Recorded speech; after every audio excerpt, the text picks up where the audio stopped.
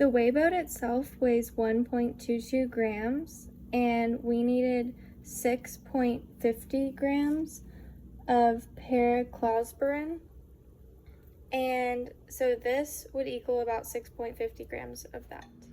So now I'm getting the hot water bath ready, and I have my 400 milliliter beaker on the hot plate.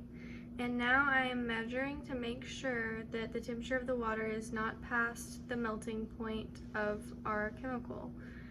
And right now it is reading at 50 degrees Celsius, so this is perfect. So now I'm getting ready to suspend my 6.50 grams of paraclosporin into my hot water bath carefully so that glass doesn't touch the glass.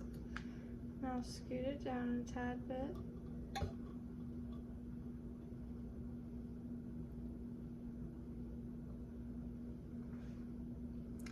And I will let that melt and record how long it takes to melt. So we are about 25 minutes in, and the parachlorobenzene is completely melted. I've just placed my melted solvent in an ice bath, and now I'm recording the time and temperatures every 60 seconds until it is completely solid. So now that our solvent is completely solid, I am going to remelt it for part C.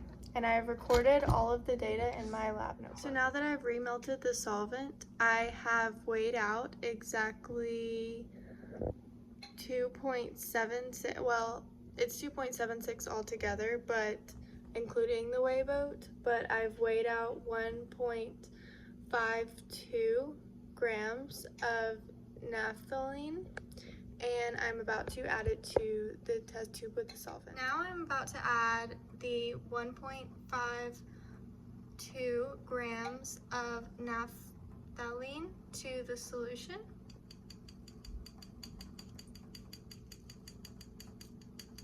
Now that it's in there and the hot water bath is ready, I'm going to suspend it over the hot water bath.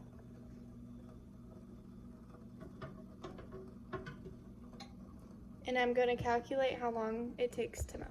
Now that the solution is completely melted, I've added it to an ice bath, and I am recording exactly how long it takes for it to freeze and become a solid. And I'm recording every 60 seconds, and I am writing what I find in my lab notebook.